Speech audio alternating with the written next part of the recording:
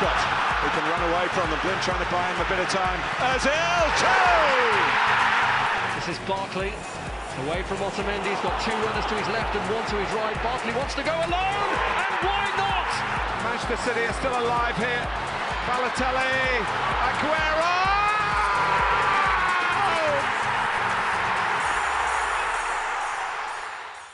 Hello and welcome to the Football Hipsters podcast, breakfast edition. Chris doesn't like it when I say that, but Chris isn't here, is he, Ross?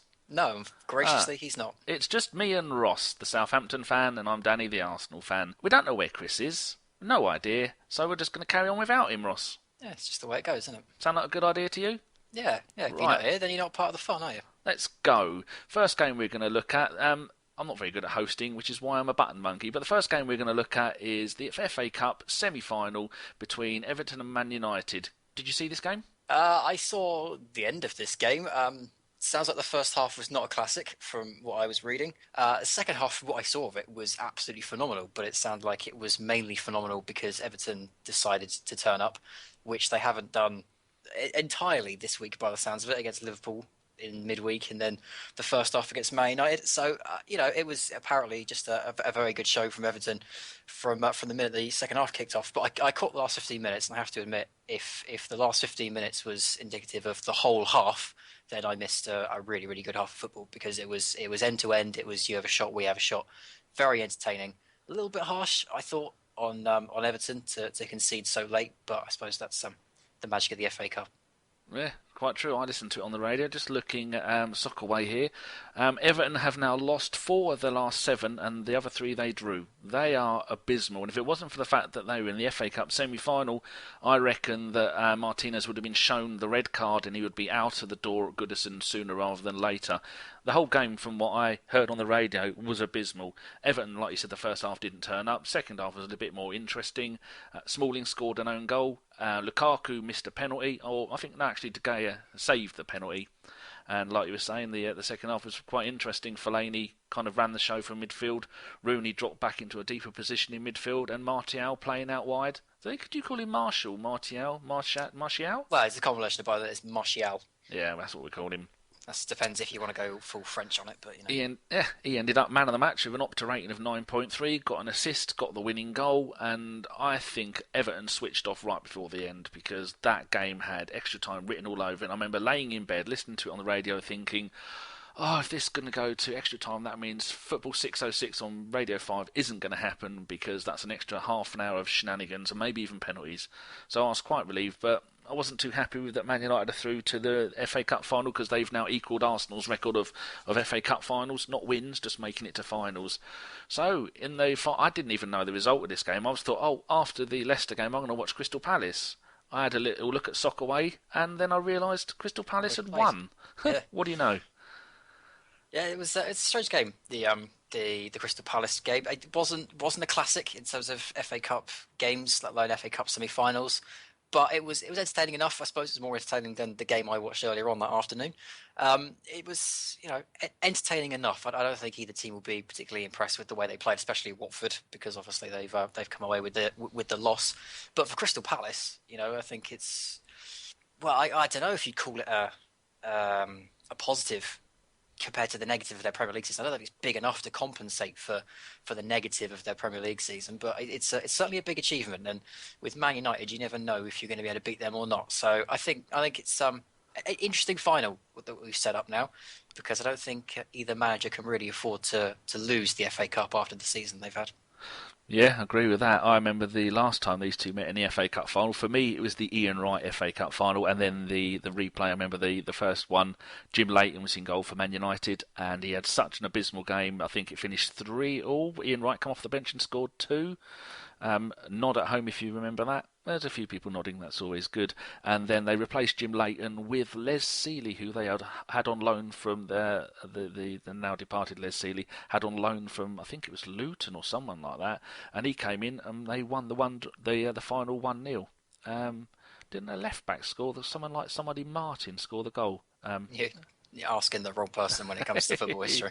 All of that was rhetorical. Anyway, so Yannick Bolasie has now scored 2 goals in his last 2 games. He got them a point away at Arsenal, which was he was magnificent in that game, and then he scored the goal today. Was it the winning goal? It was the first goal? It was the first goal. Yeah. It does make you wonder though if teams are going to go. Oh God, let me get my words out.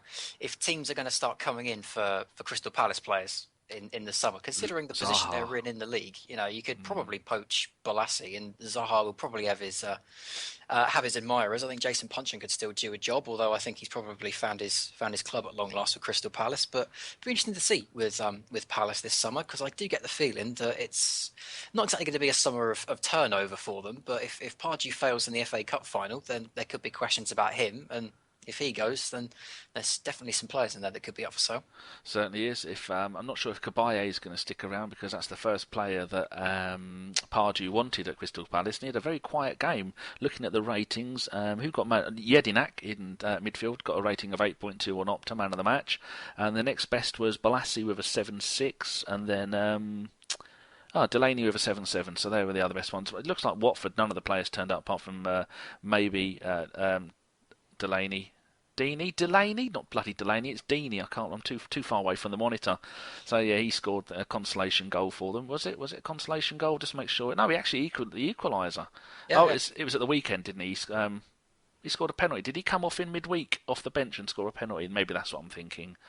Just nod at home and on the bus if you remember. I'm surprised to see Connor Wickham up front, because he was always touted as a player to be one for the future at Ipswich. Many years ago. Connor Wickham's a bit of a strange one for me, because when Crystal Palace picked him up last summer, I know especially Twitter kind of made fun of it and said, well, what's the point of picking up Connor Wickham for, what was it, 10 million at the time? Quite a lot.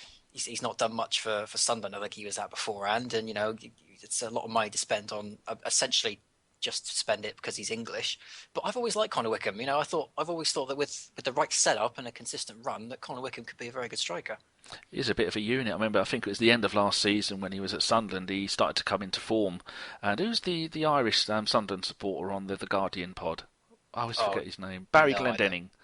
And he was gently chuckling to himself when he left, but he was the new white hope, as they say in boxing. I think that's a phrase from somewhere in history, not something I've made up. When he was banging in the goals for Sunderland that stopped him getting relegated last season, or maybe the season before that. I remember going into the World Cup, there was a debate whether or not we should be taking Wickham or Lambert, and I was like, "There's no competition. It's Lambert you should be taking." But I've never thought Wickham was particularly bad. I just think he was in the wrong setup with Sunderland. So if Palace do stay up, which by the look of things they're going to, then hopefully they can start building the team around him a bit more. So did both of the teams get through to the FA Cup final that you thought would get through? Not the ones I wanted to see get through, because I would have rather seen Man United get knocked out. But yeah, I mean, I suppose I would have liked Watford just because I'm a Quique Sanchez-Flores fan, and there's now pressure on him. I don't think that's fair at all.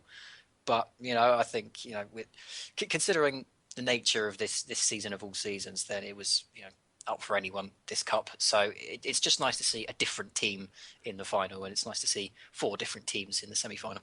I think it's Man United's first final in couldn't be 17 years, could it? I did hear a lot, maybe 14 years. It's very strange. I should really go and have a look at that. I'm going to go and have a look on my little list of stuff. Going to go and have a look at FA Cup winners. Can't be certain the last time I ever saw Man United win the FA Cup, but I think they've been in finals before that, but I could be wrong. The last time they won it was in 2004. They beat Millwall 3-0. I remember that because Millwall were a championship side. And then they made it the next year, and then the next year I was at, they lost on penalties to Arsenal with Vieira scoring the winning penalty in the last kick of the ball for Arsenal. And then the next one they were in, the most recent, was the 2007 final, lost 1-0 to Chelsea. Oh, of course, yeah. So where's that 17 years thing come from? There you go, it's my old age, I'm losing my mind. So the FA Cup final is Saturday the 21st of May, 2016, 5:30 kickoff. I will be watching it, and come on Palace! Back on the BBC as well, I think. Is it? First time in a while, so be nice to see. I thought they've just resorted to having nothing but replays of old snooker finals on the BBC. That's all they can afford. I take it you want Palace to win that, do you? God, I'm not Pardew's biggest fan, so I love him. I'd like to go in impartially and just say I'm after a good game. But I suppose it'd be nice to see Palace win the FA Cup if Leicester are going to win the Premier League. And if Zaha, Balassi, and the new goal scoring sensation is Connor Wickham, if they all turn up on the day, I reckon they could beat Man United, because Man United are in a shambles at times, but then other times they play brilliantly.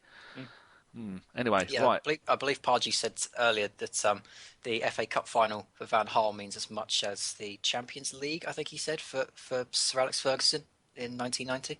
If I've got the right cup, it's way before my time. I wasn't even born then. 1999, when Well, Teddy Sheringham and Paul Scholes scored in the final. I think it's 99.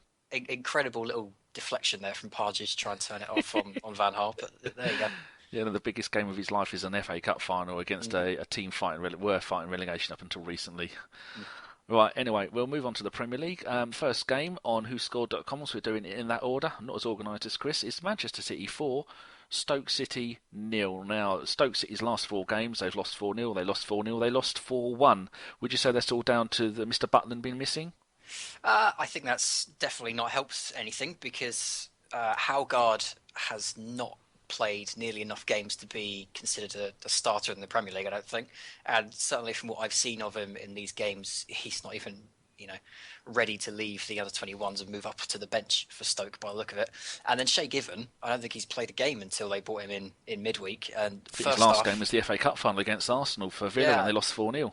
The first half against Man City, I think they pulled him off at half time. So yeah, I don't know if that was an injury or if it was just a tactical switch, but there's definitely a goalkeeping issue there. And as a Southampton fan that saw Stekelenburg try and organise our defence through that hideous period we had around December, January, the goalkeeper can be a real factor in defensive solidarity. So could be a big reason behind Stoke's current form. Just looking at the internet, because I don't know these things. His last game, he played 90 minutes for Stoke as they lost 4-0 to Spurs, and his 2 games before that were back in September, where he played in the League Cup, and they won 1-0 against Fulham, and they drew 1-1 and won on penalties against Luton. Would you like a little quiz on teams that have conceded 4 goals in the Premier League? Go on then, I'd love one. There's only 3 teams that have ever conceded 4 goals in 3 successive games in the Premier League. Do you know which ones the other 2 are? In the entire length of the Premier League? In the entire length of the Premier League. I'll have to say 2008 and 2010. Derby. No, Derby weren't in it, actually. Because they're one of the worst teams ever. Yeah. And what years did you say, 2010? 2008 and 2010. Crystal Palace. Nope. Bradford. Nope. Bradford, 2008. I don't know. Do I make I don't even know where I am most of the time. Some really bad. Wouldn't be Arsenal, would it? No, thankfully for you. God, that would be. Was it Southampton? No, thankfully for me. It's well, I've named half the teams. Go on, put the listeners out of their misery. It's West Ham in 2008 and Wigan in 2010. Oh, Wigan. Bless them. And who was the manager of Wigan at the time? Yeah. Mr. I can't defend Martinez, I should think. Yeah, it would have been him back then, wouldn't it? Yeah. Good. Because I know Steve Bruce was there for manager for a while, but he's quite defensively astute. Anyway, back to the game. It's nice to see Iheanacho, I thought that was a type of pepper, scoring, getting 2 more goals. That boy, it looks wonderful, doesn't he? He's one hell of a prospect, and I reckon he could save Man City £50-60 million in the summer. What do you think? Yeah, potentially. I mean, under Guardiola, he's going to certainly get a workout, and he's in the right hands. With when Guardiola comes in.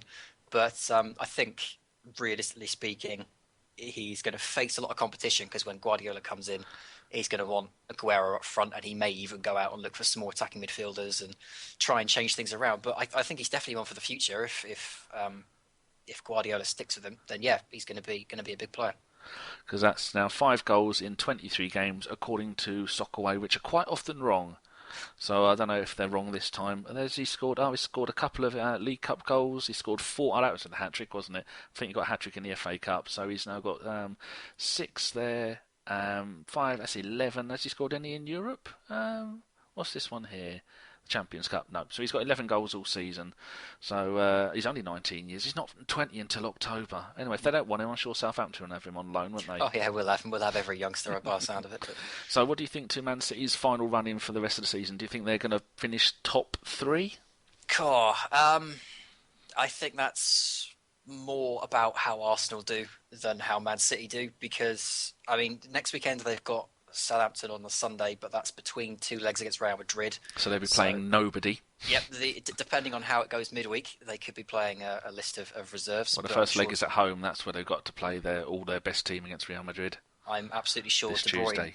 sure De Bruyne will still be involved next Sunday. You might give him a game. Yeah, I mean that kid to looks wind like you up. every time he finishes a match, it looks like he can play another one. So I doubt he'll get rested. But it's a big concern for me for Man City, and fourth is not them. I think it's Arsenal, just the way they play and the way they deal with their final running. Because I think Man City are in a mode at the moment where it's just head down, score lots of goals, and see where it takes us. So I'm not too concerned about them. I'm a little concerned about Southampton next weekend with Man City rolling in. But I think their final position depends more on Arsenal. I think you could be right. They're just having a look, and Man City have lost one game in their last 1, 2, 3, 4, 5, 6, 7, 8, 9, 10, 11. So they've lost 1 in 11. Not bad run up there. Yeah, like you say, they've still got quite a few games to come in the Premier League, and massive game Tuesday, which you will hear about hopefully on the Satchel with John and Chris this Thursday night. Yeah, because it's you've got Dortmund playing. No, not Dortmund playing. Liverpool playing on the Thursday, and you've got games on the Tuesday, games on the Wednesday, and UEFA Cup on the. It's called the Europa League, but I call it the UEFA Cup because I'm old. Right, so yeah, Stoke are doomed, and it was funny that Given come off at half time. I don't know if he was injured or whether he was taken off, so Mark Houghton go and give him a beating, but he shouldn't really be playing. Their season's over. You should be blooding the youngsters like I always do when I play Football Manager. I don't think there's a single positive note to say about Stoke during that game, was there? I know they did just kind of look a bit ready for the season to be done. You know, they've done their job. They can't go any higher. They can't go any lower. So it did just seem like they were a bit battered with Butland going and just ready to see the season out. Okay, next game, Liverpool 2, Newcastle United 2. This is on Saturday. The game started off quite well for Liverpool. Alberto Moreno's getting 2 assists, the first one to Daniel Sturridge, and after 2 minutes, and then the second one after half hour to Adam Lallana, never heard of him. And then second half, they all went back in, and it looks like the Spanish waiter, as they like to call it. I saw some cartoon site do a picture of him dress up as a Spanish waiter, but yeah, I think he's doing wonders there. Come out second half. Anita scored from Cisse scored from an Anita assist, and then the ginger wonder that is Jack Colback scored with a Wijnaldum assist. Did you see the game? What were your thoughts on it? I saw the goals. It's well, I think that for as good as Jurgen Klopp has been offensively, his style defensively, at the moment at least, does not work with the Premier League, and I think you saw that in this game against Newcastle. I think you also saw the desperate need they have of a new goalkeeper, because the first Newcastle goal is an absolute flap. It says a big E over his name and an Opta rating of 4.9. He had a miserable second half by the look of things. The first goal is a really deep, long flighted ball in from the wing, and it feels like it's in the air for an absolute age, and Mignolet's just trotting out. He's got all the time he needs to come out, get in a position to jump up and claim that, and instead he manages to miss it, and Cisse's right behind him to put it in. I don't see how they've just given him a new deal earlier this season, because clearly he's a weak link. You know, he's been doing that not just every now and again. That's been consistent, across the season. This is like Artur Boruc kind of levels of stupidity from a goalkeeper that's meant to be much, much better. And then the last goal is a deflection in off Dejan Lovren, of all people. I just think that Jurgen Klopp defensively isn't right for the Premier League. Offensively, he's brilliant, and he will outgun a lot of teams when he gets the team settled and playing the way he wants them to play next season. But defensively, I still think they're very weak, and you saw that here against a team like Newcastle, who were fighting and scrapping for their lives. Yeah, I think you've got a good point there. I was quite surprised when one of the first things that Klopp did when he became Liverpool manager was he made a big deal about giving Mignolet a new contract. Now, I thought at the time that's madness, but maybe they did it so they could sell him on. Was he close to maybe being able to leave on a free? So they thought, we could sign him up and flog him in the summer.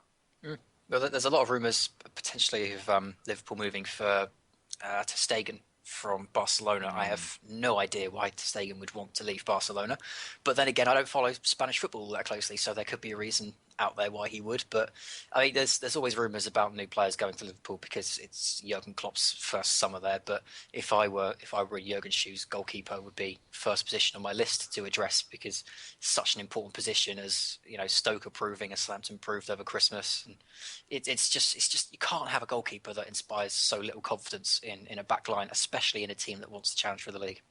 And if our very own hashtag Hugs for Tom is listening, could you write in to our PO box address and let us know before the end of the show why or if Ter Stegen is going to come to Liverpool? And just one final thing on the Liverpool team: if you have got Sarko, Lovren, and Toure playing as your three centre backs, then you know you're in trouble because I don't rate any of them. Oh, they don't even have Saka at the moment, do they? He's now been caught out for this doping charge. And they need to get him back sooner or later. There'll be nothing left of him. He'll have all disappeared down the drain. The Newcastle team, Tiote got another booking. He's always a booking waiting to happen. Colback looked really, really good. He's someone who's he's English, isn't he? Yes, yeah. Yeah, he is. The Ginger Perlo is apparently. Is that what they call him? Yep. Oh, you got to love the Newcastle fans. Nice to see Cisse score. Oh, see, Cisse makes me want to say Sissy, but it's not Sissy. It's Cisse, isn't it? Yeah, think of Gibril. Jibril. Yeah, and so he had a good game, got a 7.4. And Mbemba at the back. What's he got a number 1 next to his name for? Last man tackle. Well, there you go. I never knew they did that.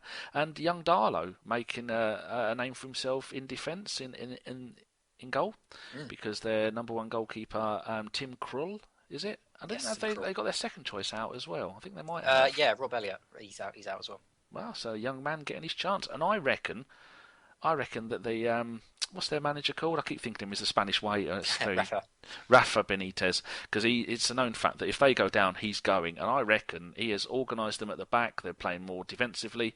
They're more organised. I reckon he's going to keep them up. And I reckon if he does, he'll be there next season. And then as a Newcastle fan, I'd be quite excited for next season. I'll tell you one thing that I think he's done that's quite clever with Newcastle, and that is they bought in John Joe Stelvey for about 12 million in January, and Steve McLaren insisted on playing him for a couple of games. And I said at the time that I think that's the right signing for the wrong moment. If you'd signed Shelvey, last summer, absolutely brilliant signing. He could have really pushed Newcastle on. But for a relegation scrap, I thought Shelvey was a really, really poor choice. Bit of a flair player, isn't he? Yeah, he's a luxury player. But in a relegation fight, you can't give a position in your team to a flair player because you need more fighters in there because you're desperate for points. After the flair and the goals and the creativity, you just need clean sheets and points. The first thing that I've seen Rafa really do to Newcastle is take him out and put Tiote back in. I don't think that's a damning indictment on Shelvey being a bad player or a bad attitude or whatever for Newcastle right now. I think it's just circumstantial. I think Rafa's looked at it and said, we can't afford to have someone like Shelvey in here right now. We need Tiote. He's taken him out and suddenly we've got clean sheets and wins. Yes, very well put. Okay, next game, if you listen carefully, listeners, you will hear Ross smiling. It's Aston Villa, the mighty Aston Villa 2, Southampton 4. Game started off with a goal from, is it Shane Long? I always think it is Shane Long, isn't it? Yeah, Shane Long, with an assist from Bertrand. Why do I keep trying to say that in a French accent? Everyone does it. Everyone does it for some reason. It's typical English name, just Bertrand. But at one point, I was actually referring to Stephen Gerrard as Gerard. I did it on a couple of pods, and I'm ashamed of myself. Anyway, then is it Dejan Tadic? Dusan. Oh, I'm so close. Tadic scored one, and then Westwood got one, and then Tadic scored another one with a second assist from Long. So Long got a goal and 2 assists, and then Westwood scored again for them. Where does Westwood play? Isn't he a defender? He's a defensive midfielder. To play him up front, he seems the only one at Villa who can score goals. And then that made it 3-2. And then Mr. Mane, who is off to Man United for all of the monies in the summer, scored to make it 4-2 to Southampton. Was it a good game? And I know that you've seen it because you're a Southampton fan. Yeah. You say that you can hear me smiling. There's... Well, you're not wincing at the goals you conceded, are you? Yeah, I am. Oh, and dear. I don't want to sound picky about it because you score 4 goals away, which is something that we haven't done a lot of this season. Your team scores goals. Yeah, it was good fun to watch because it was never in doubt. It doesn't matter how many Aston Villa scored. There was a feeling in that game that even if they'd scored 8, we would have scored 17. It wouldn't have mattered. But it's a frustration because Aston Villa were awful. They were truly awful, and they looked better than they have recently. And it's almost as if Lescott last week saying that it was a weight off their shoulders is true, because they did look like they had a bit more fight about them. But they were still awful defensively. We should have had 7 or 8. And I say that most weeks, but I mean this not because we're wasting chances. It's because the game was so open and Aston Villa was so bad that we really should have had 7 or 8. We've hit the post twice. Shane Long hit the bar in the first minute. Van Dijk's hit the post from a corner. Yeah, there's so many chances that went wide, and Rodriguez had one that Lescott's just managed to deflect around the post. It could have been an absolute landslide. the issue with the defending is that the 2 goals that Aston Villa scored were hideous defending on our part. It was as if we kind of turned up, played 15 minutes, and went, actually, this is going to be easy, and then just went, it's all right, we'll just outscore them. And defensively, we just switched off. Now, for a team that wants European football, that's concerning to me. It's really, really worrying that you can see a team so meh and then just fall to their level defensively. Whereas what you should be doing is seeing a team that meh and just putting 10 past them, getting the goal difference up, taking advantage of the fact that the opponent just isn't there. But the 2 goals that Westwood scored, both very well taken. I think it's his first goal in 57 matches or something for Aston Villa, and both very well taken. I think if Aston Villa do go down, A, he will have some suitors, and B, he'll be one of the ones that Aston Villa will try and keep hold of.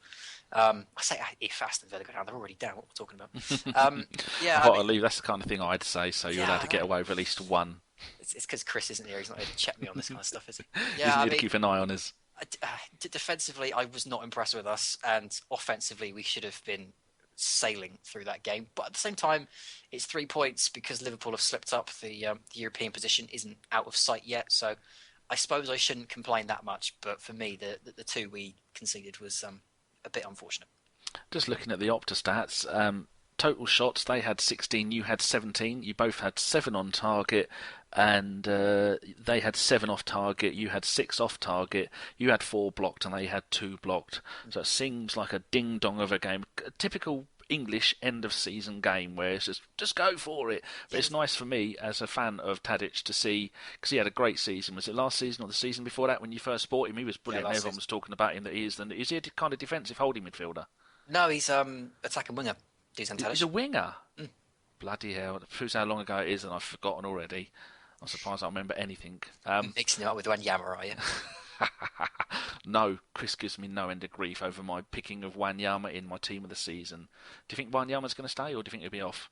I would predict that he'd be off, but if he goes to Arsenal, then Arsenal fans will see why I'm okay with him going. Oh, and Chris will be pulling out what little hair he's got left. Gimli's nearly bald already. I don't think know who Gimli is. I should stress this for Arsenal fans. I don't think Wanyama would be a bad signing for you because he's not a bad player for us. But the thing is that every time Arsenal fans watch him play against Arsenal, he looks like $1 million. But that's because he turns up for Arsenal and Man United and Man City. Average games, he does have an influence. He is in and around. He does put in a good foot and he does help keep everything solid. But he's nowhere near as good as he is when he plays against Arsenal. He just turns up against the big teams. So for Arsenal, you want someone that's going to turn up week in, week out. I don't think that's Wanyama. So you're more than welcome to him. £20 million for the privilege. We'll be more than happy with that. We've already got Romeo and Classy ready to take over. Not a problem. But Arsenal fans will watch him for a season and think, wow, he only turned up for 3 or 4 games. So... Well, if Chris was here, he would say he is the opposite to Lukaku, who only turns up against the rubbish teams. So isn't that right, Chris? As Chris nods. Right, next game we're going to do is Bournemouth 1, Chelsea 4. Now, this game was most notable for Eden Hazard, or however you want to call it, pronounce it, I've got no idea, with the fact that he's turned up. With 4 games of the season left to go, he's finally turned up. And not only that, because there was a stat that Arsenal right back Mr. Bellerin had more goals than Hazard and more assists than Fabregas. Well, Fabregas got 3 assists in that game. Did you see the goals? I did, yeah. The first Hazard goal, I should stress, is a bit of a daisy cutter, and Borat should be doing 1,000,000 times better with it. You mean about Borat a little bit earlier? Oh, Borat is he's a very strange goalkeeper. One minute he can be absolutely magic, like at Celtic. But you have to appreciate that for every one magic save he pulls off, he will do at least 2 or 3 absolutely balmy, mental things that no goalkeeper has ever done before. The first one that comes to my mind is that Cruyff turn he tried to do against Arsenal, where Giroud just nipped it off him and put it in the back of the net. No good reason to be doing that. There was another game, I can't think of who it was against, but he's tried to save the ball. He's rolled backwards and just done a handstand back onto his feet.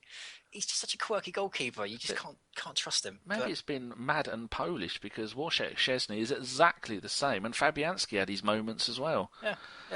We used to call him the Mad Pole at Southampton. So yeah, it's strange, Boruc. But I mean, there's 2 of those goals for Chelsea that Boruc should be doing a lot better with. But the Willian finish and the Pedro finish, both very, very clever, nice little chips over the on-rushing keeper. Very nice goals. The Bournemouth goal was a bit of I don't want to say a fluke, but it's just one of those that if you're not guaranteed of getting the ball on target, then head it down and hopefully the bounce will take it in, and that's exactly what it did. So very nice of Bournemouth to get a home goal against Chelsea, but unfortunately they couldn't do the double. And it's a little bit late for Chelsea players like Fabregas to turn up. I know he's had a few decent games recently. Opta of 8.8, 3 assists. Hazard got a man of the match, 9.5, 2 goals. Pedro playing out on the right got an 8.5. Matic Matic having a good game. He got an 8.2 and an assist. Costa didn't do much. I'm surprised they didn't, when you're banging in the goals like that, take Costa off, or don't even play Costa. Give Pato, who is one of my favourite Brazilians for many a year, and Falcao on the bench. Chelsea only brought on one player. Loftus-Cheek came on for, you have to look at different websites for this because they don't ever tell you the same one. He came on for Willian after 83 minutes. So just think of the wages that Falcao, Pato, Traore, Kennedy, some American, and that Emilia bloke, that Italian goalkeeper, who's about 106. Yeah. Surprised he didn't get a game. Would have been nice for him. They're going to probably have to pay him more money. But Begovic still in goal for them. Have they got any idea how long? Courtois, that's it. I can remember his first name beginning with a T. Any idea how long he's out for? Not off the top of my head, no. But there's still a lot of rumours that he could be going in the summer. So I suppose to that's Spain, a bit maybe. Yeah, it's possible. I also heard PSG being mooted, but everyone's going there. They've made an offer for me. The PSG podcast have offered Chris 26 million for me. Oh, that's where he's gone, is it? Yeah, but it's Italian lira, and that's no use to anybody because they stopped using it 16 years ago. That's not good. Chelsea are now up to 9th in the Premier League. That means they're only 7 points behind your lot. You're not worried, are you? No, not personally. I think Stoke absolutely pooping the sheets has guaranteed us 8th. So I'm not too concerned about Chelsea myself. But you never know. It's all up to us, and we've still got Tottenham and Man City to play. So could still be tight. Well, Stoke have had a goal difference of -11 in their last 3 games. That has taken West Brom all season to get -11. So that's just how bad they are. Okay, where are we? Next game we're going to go over is, I've done Bournemouth. Oh dear, guess what game it is next? Yeah, I believe we're on to the Sunday games. Oh, hold on, I'm just trying to wake myself up. It was that bad. Sunderland 0, Arsenal 0. Well, the ball kicked off. The game kicked off. We really did nothing. Then we did nothing. Then nothing happened. And then Giroud did nothing. Then Giroud got annoyed. Then nothing happened. And then Theo Walcott come on and he played giddy up, jump over someone who wasn't even going to get anywhere near him. A few players got booked. Ramsey tried to reenact the last game of FIFA he played and ended 0-0. Have you anything to add to that? I would add that there was a bit of a contentious handball. Yes. I believe it was Mertesacker. Yeah, turning. That stuck his arms up.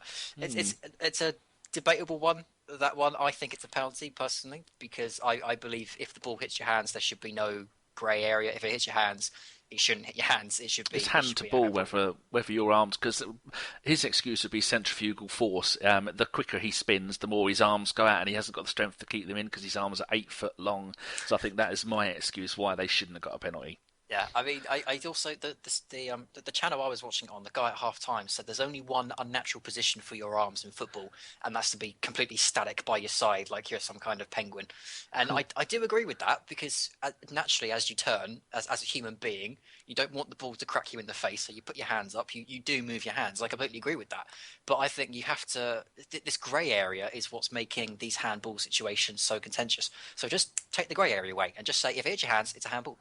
That's it, unless it's literally down by your side and there's no way you could have even tried to move your hands. Like, for example, Yedlin, in a couple of minutes later, the ball deflects up and strikes him on the hand. I don't think that's a handball because he really can't do anything about that. The ball wasn't even going towards him when that deflected into his path. But I think for Mertesacker, it's at your hand. There's nothing. You have to take the grey area away. You have to say this is handball and this isn't. And to say that it's all about unnatural positions isn't making it any clearer because like the guy said at half time, the only unnatural position is literally to tuck your arms in and do nothing with them. So for me, it's a penalty. But I'm sure as an Arsenal fan, you would disagree. I'd have been quite happy for it to be given a penalty and lose 1-0. That's how much my love of football has got to with Arsenal. Aren't they bringing in some kind of video technology for the FA Cup next season and I think one other competition? If they are, that's a new one on me. Well, see, I have the radio on as I sleep, and they could well have said it on there, or I could well have imagined it. So normally, if Chris had been hosting this, I would do a little Google search. Other web searches are available, but I can't because I've got the TV paused on the Leicester game. It's coming up soon, ladies and gentlemen. And so as an Arsenal fan, an away draw at the end of the season with a team fighting for their lives can't be too annoyed about that. Ramsey playing just amazes me how he can still, when the pressure's on and you want to make the first team spot your own, and then you come in and you do the rubbish that he keeps doing, and drifting out of position is so annoying. Lovely to see Jack Wilshere come back, touching the ball within about 5 seconds of coming on. Interesting to see Jack Wilshere come and take over from Ozil, because people know that Jack wears the 10. In modern football, the 10 is the Ozil position, playing like the support man behind the striker, who is the creative one. And Jack, when he started his career at Arsenal, he was a defensive-ish midfielder, then maybe a holding midfielder, then an attacking midfielder, and it looks like that he's going to be playing him in that number 10 role, because I'd have thought, if they'd have said, Wilshere's coming on, then I'd have thought, Wilshere's going to drop into the centre next to El Neni, and then Ramsey's going to go forward into the Ozil hole, which is where Ramsey is automatic. His DNA is drawn to making him play there, but no, he didn't. Ramsey's getting a lot of hate from people off of the social media because of his constant inability just to do the simple things properly. And Czech was all right. I noticed in the first half the Sunderland players were testing Czech. So the recent number of goals he's let in, one against Crystal Palace and one against Watford and one against your lot, where people have pot shots at him and he tends to let them in. So I noticed in the first half they had a few of those, but I suppose all in all, a draw, boring game. Shouldn't even have been on TV. No, it was pretty miserable. One thing I would like to ask you, though, as an Arsenal fan, and I fully appreciate I'm about to open a can of worms with this one. Ooh. Theo Walcott. Lots of talk about him maybe going in the summer. I think Arsene Wenger has said this week that he's open to the idea, and that he could go because he's clearly frustrated about the lack of first team football. There's questions asked about why he persists with Theo Walcott. Would you agree with the theory that I've got, which is the sunk cost fallacy, which is the more money, time or effort you put into something, the more you buy into it, regardless of whether or not it's actually paying off? Do you think Theo Walcott is predominantly being played because A, they paid so much money for him about 10 years ago, whenever it was now, and B, every time he asks for a contract renewal, he asks for about 2 times as much as he's on and a free moon? Well, I think there is some kind of, I like to call it the driving your convertible in the snow scenario. You've paid £30,000 for your lovely new Mercedes convertible, and you're going to drive it no matter the conditions. So, yeah, I think you have a point there that he does keep playing it. Why everyone, majority of people were saying on the Twitter, why isn't Joel Campbell coming on? Joel Campbell will cover Bellerin. Joel Campbell can play left, he can play right, he can play up front because that's more of his position when he plays for Costa Rica. Walcott does nothing. You can see that Walcott's heart isn't into it. I remember when Steve McManaman had agreed to join Real Madrid after because his Liverpool contract was up, and that entire season he just made sure he didn't get injured for the whole season, and that reminded me of Walcott today, why he jumped over the bloke that nearly made a tackle, why he fell over a couple of times when he got the ball. I think he did one half decent cross and then that was cleared and that was it. His heart isn't in it, his wallet is still in it, and the sooner he has gone from the club the better, because I have spent 9.5 seasons defending him and I will defend him no more. He is dead to me. Mm-hmm. So there you go. As a Atlanta fan, as someone that's still a fan of Theo Walcott, I would like to say, and I can't say this with any real proof, I suppose, because I don't watch it week in, week out. I would like to say that Theo Walcott is a victim of circumstance and that he's just in the wrong team, because I think Arsene Wenger puts players in positions. He doesn't make positions for players. So he put Theo Walcott out wide and said, you're going to play wide until you learn it. He didn't learn it because he wants to come in field and he wants to score goals. And, from there, of course, his career is going to suffer. But I think, realistically speaking, the question over whether Theo Walcott is a striker, a centre forward, or if he's a winger, will be answered when he moves. And wherever he goes next, see where they play him, see where see if he plays well there. Then you'll be able to find out exactly what Theo Walcott's problem was at Arsenal. But for me, from the outside looking in, I would like to say that Theo Walcott is a victim of circumstance. But I could just be defending one of my old Saints boys for no good reason. I think his biggest problem is, first of all, scoring a hat-trick for England against Croatia. We beat them 5-1. And his second biggest mistake was wearing the number 14 shirt. Get that off. How dare you, sir?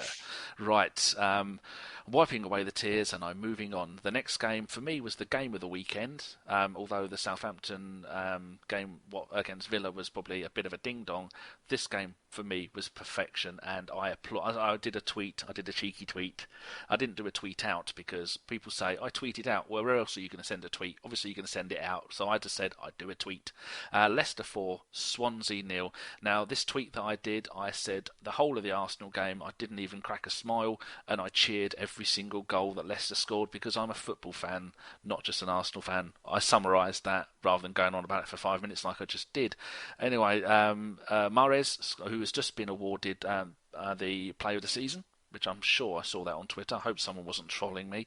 He scored on 10 minutes. Ulloa, who has come in and had a fantastic game because he's been a little bit out in the cold all season. Him and who's the Japanese, Okazaki. Those two haven't really been playing as much as you would have thought when they signed for the club. So Ulloa got one with an assist by Drinkwater. Then in the second half, Ulloa got another one with an assist by Schlupp, and which I thought he said slut when I heard it on the radio, and I thought, what? I can't. Oh right, yes. And then Mark Albrighton scoring in the 85th minute. Did you see the game? Did you see the goals? Unfortunately not. I was watching the FA Cup game because I was dead certain that Leicester would win this, so I wasn't all that interested in watching it. I was more interested in seeing who would get through to face Man United. It sounds like it was very routine. I know Paul Merson went on a rather fantastic run on Soccer Saturday about how Swansea wouldn't just turn up and roll over. It looks like they turned up and rolled over.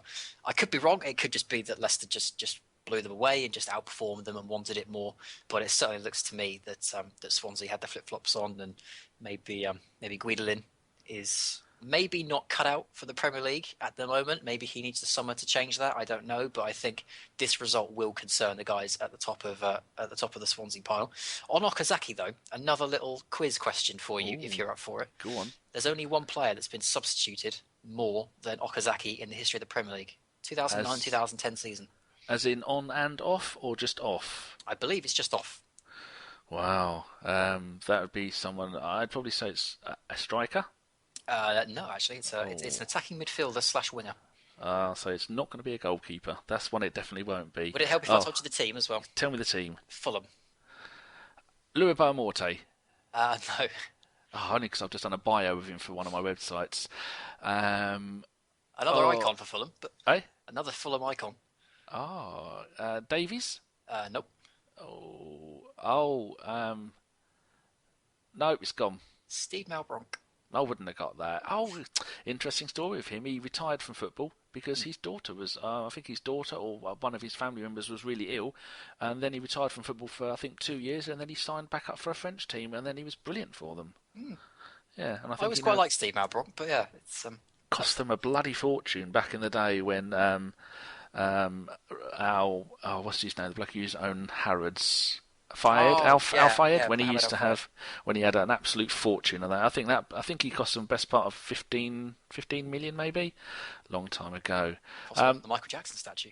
Don't mention famous American singers to me, because if I mention the P word, there will be tears like a dove. Is that I've got it the right way around? Tears of a Dove. No, was that a Madness song? Anyway, I'll get on with it. Yeah, first goal, I saw the game. The game was fantastic. Congratulations to all Leicester fans, all Leicester players, everyone who has anything to do with Leicester.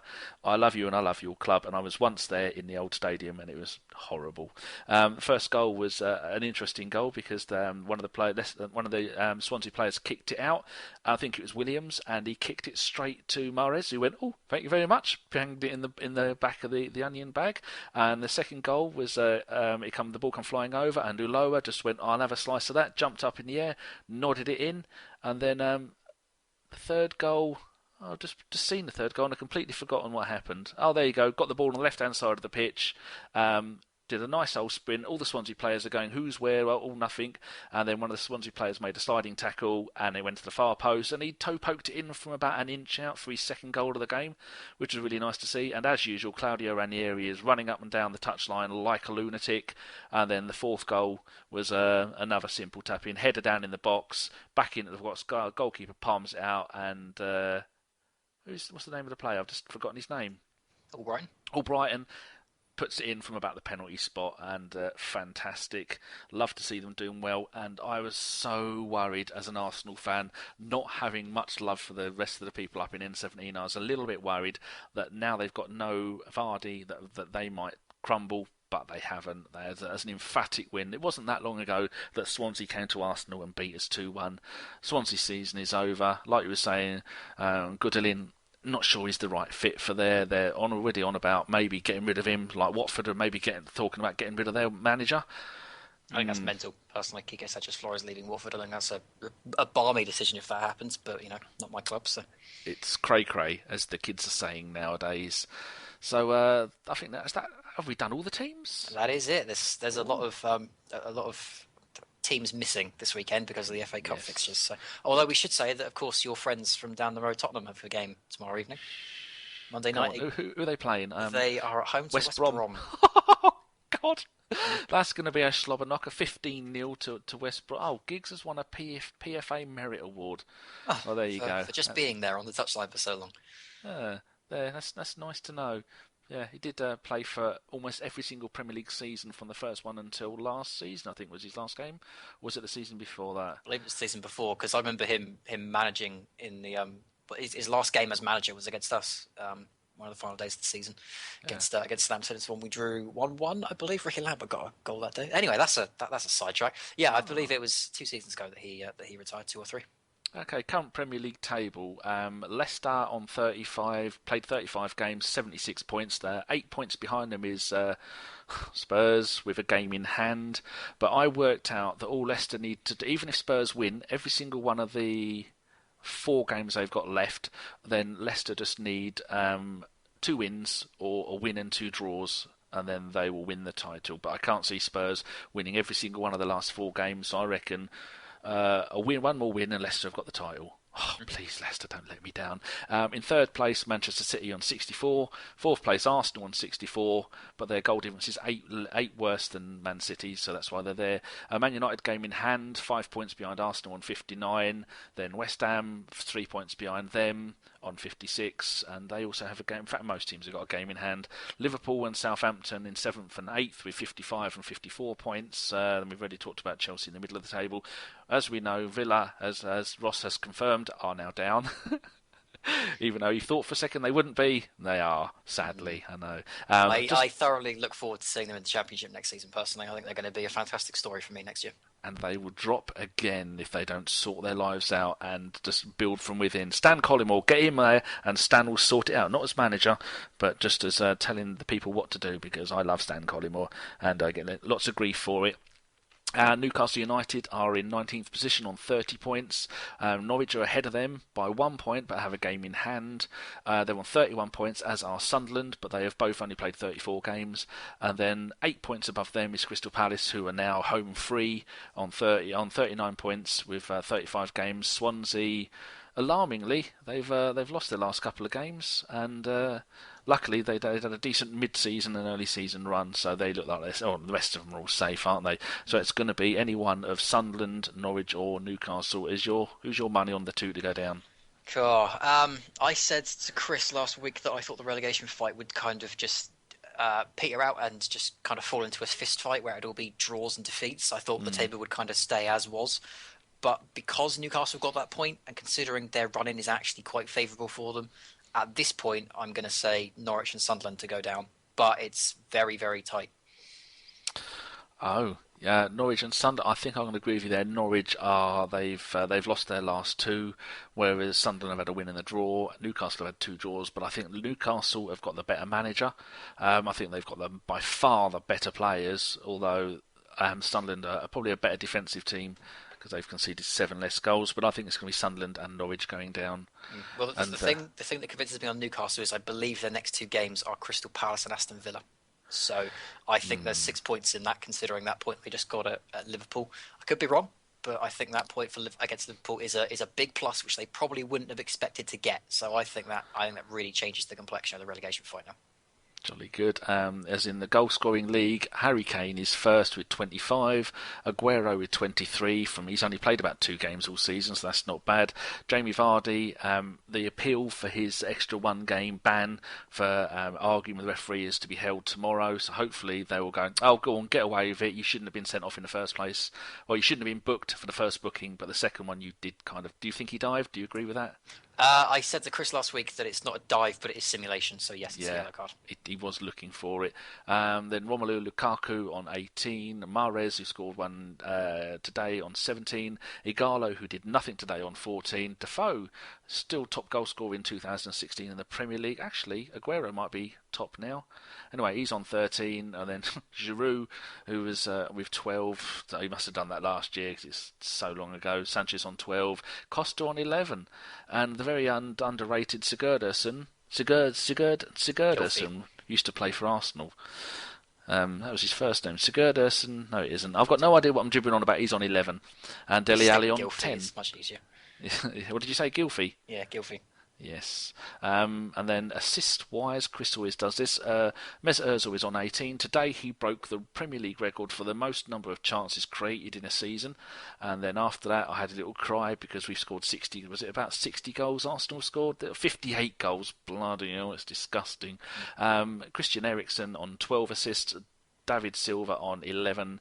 Mahrez on 11. Jamie Milner on 11, and Dele Alli on 9, and Kevin De Bruyne, considering he's only played 5 games all season, has also got 9 assists, as has Payet. Anything interesting happening in the Championship this week? Yeah, we finally lost our bottom 3. We lost Bolton a couple of weeks ago when that was on the cards essentially all season. Charlton as well went, I think, last weekend. Again, that was another one that we all saw coming. Then the final slot was realistically Milton Keynes Dons, and this weekend they finally went. It seems strange to me that the one time that I said on our Championship pod that I thought Fulham would go down because they weren't prepared for this scrap is the one time they go on an amazing run of wins and relegate one of my favourite teams in the Championship, the MK Dons. So McDonald's, the Scottish team. Yeah, I've always had a soft spot with MK Dons. Well, because when we were in League One, they were a very, very good team, and they were much like Huddersfield. They just kept pushing up and up and up the league, but every single season they just seemed to slip up somehow. And having seen them play right in front of me in League One, they were a team that was much too good for that division. So it always amazed me that they kept slipping. But they finally got their chance at the Championship, and unfortunately they couldn't take it. But I'm hopeful for MK Dons. I think they're the best prepared out of the 3 teams that are going. Lovely stadium. I like is it Peter Winkelmann? Yes, it is. A lovely man, lovely stadium. Forget about all their history and all the problems they had with Wimbledon fans and AFC Wimbledon. Yeah, it's a well-run club with a nice bloke and a nice community, a nice area and a nice everything. So good luck to the next season, but just don't beat Peterborough, who've just sacked their manager. Anyway, stop my tears. Any more stuff in the Championship? Yeah, I mean, the top of the table is insane, really, at this point. We now have Burnley top on 87 points. We have Middlesbrough second on 87 points, and we have Brighton and Hove Albion on third on 87 points. It's going to be a hell of a run-in. Burnley on plus 33 goal difference, Middlesbrough plus 32 goal difference, Brighton plus 30 goal difference. This could change after every single game. And what's the last game of the season for Middlesbrough? I believe it's Brighton and Hove Albion. Brighton. Burnley are rubbing their hands together. The only other big notable thing from the Championship this weekend was Sheffield Wednesday, because Sheffield Wednesday are in 6th place. Now, 6th place is the only position in the league that matters, that is still up for grabs. Positions 1 to 5 are all banked. Those 5 teams are in the playoff areas. They're going to be competing for promotion. The bottom 3 decided. We know the 3 teams that are going down. It's only 6th that's now up for competition. And the 2 teams that can compete for it are Sheffield Wednesday and Cardiff. Sheffield Wednesday are now on 71 points. Cardiff are on 67. And next week, it is Sheffield Wednesday versus Cardiff. How does that keep happening? It's amazing, isn't it? It's going to be a very, very interesting game next week. obviously, if Sheffield Wednesday lose, they're not out of the top 6, but then that puts immense pressure on the last game of the season. And with the Championship, you never know, especially with Sheffield Wednesday as the form they're in. Cardiff could really pull an upset now and sneak that 6th position. So very interesting as we come into the final weeks of the Championship. But if you're going to put any money on the top 3, I would try and avoid it, because that top 3 could finish in any position at this point. My money would be on Burnley will wrap the title up on Saturday, because they're playing Queen's Park Rangers at home on Monday, and they all have Joey Barton will be going back to hosting QPR, who he's most famous for recently for milking them for millions and getting them relegated twice. I think it's fair to say that. And then on Saturday they are away at Charlton, and Charlton are down. They're gone, and Yaya Sano goals is not going to help them, so they will wrap up the title on Saturday. I will put good money on that, because Middlesbrough have playing Brighton on Saturday. All games are a 12:30 kick-off, and so that's going to be it's almost worth me getting out of bed for, just to watch what happens. Is that the final game of the season? Yeah, we're on 44 now, so yes. Yep. Yes, so there's a couple of games. We've got, not this Saturday, the Saturday after that. I've clicked on 2 places too far forward to see the Burnley game.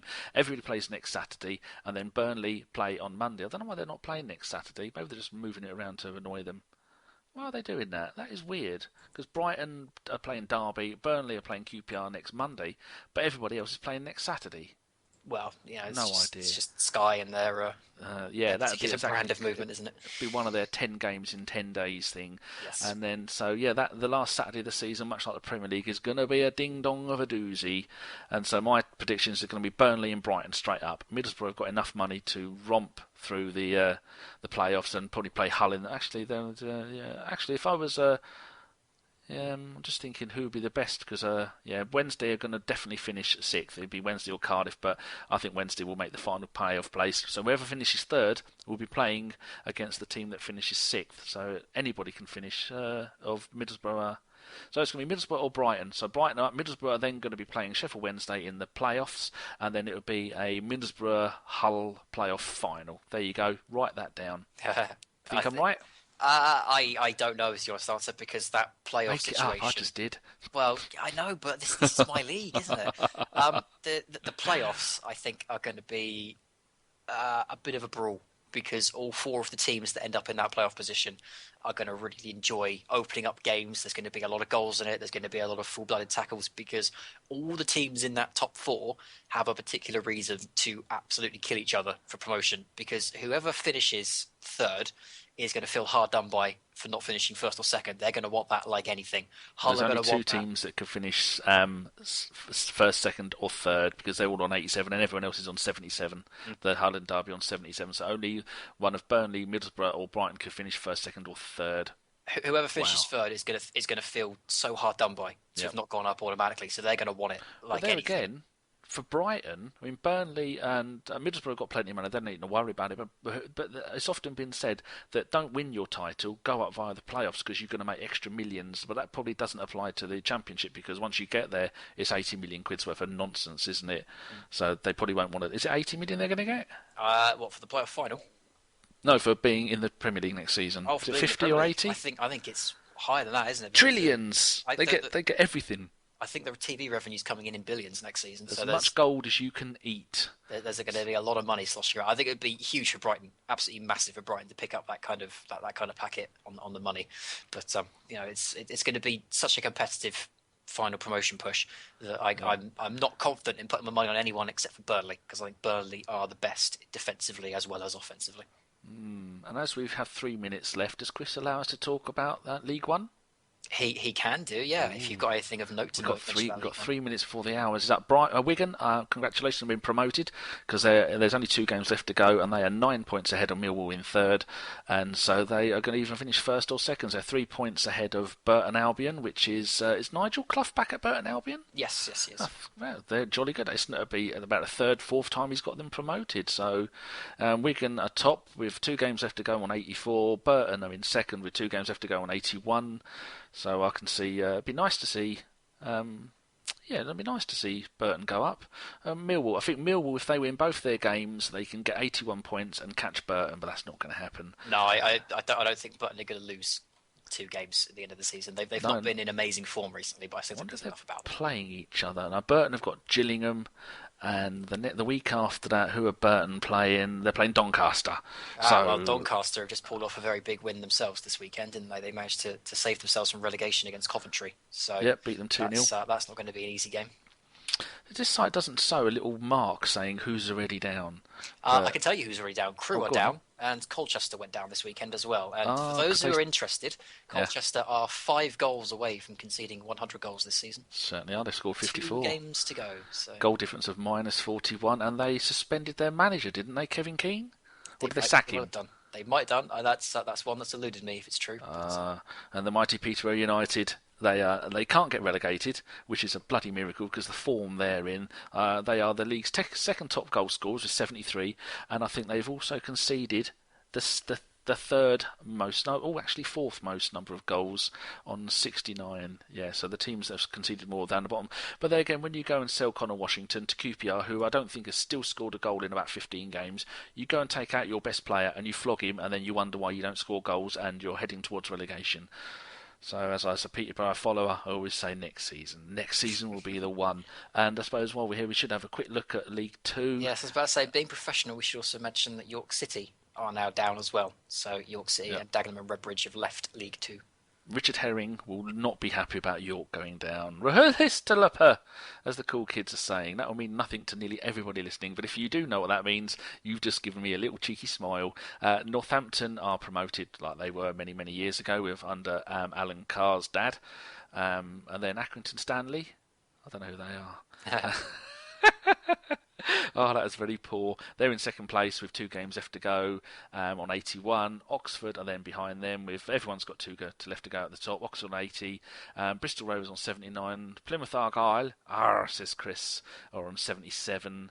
So much to play for in that division. Yeah, I think most teams can still get promoted. 6 points. I believe Portsmouth and Wimbledon, who are in 6th and 7th respectively, still have to play each other as well. So that's going to be a very big brawl at the top.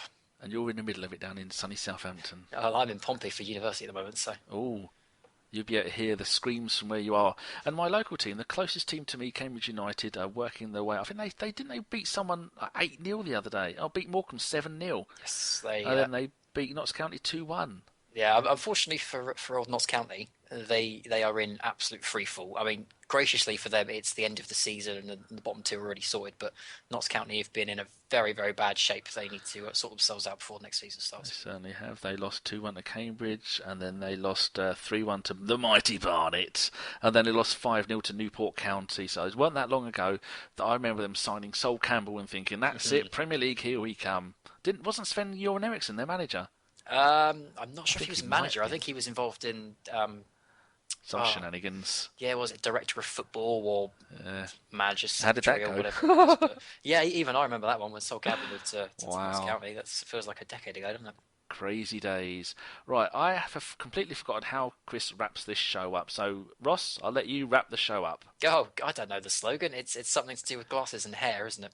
Oh, that was it, because I always thought it meant drinking glasses. It's not. Yes. Keep your glasses trendy? Yes. Oh, keep your beard strong. And your glasses trendy. Boodum. We will see you later. Thank you very much, everybody. Say something. Bye. Hey.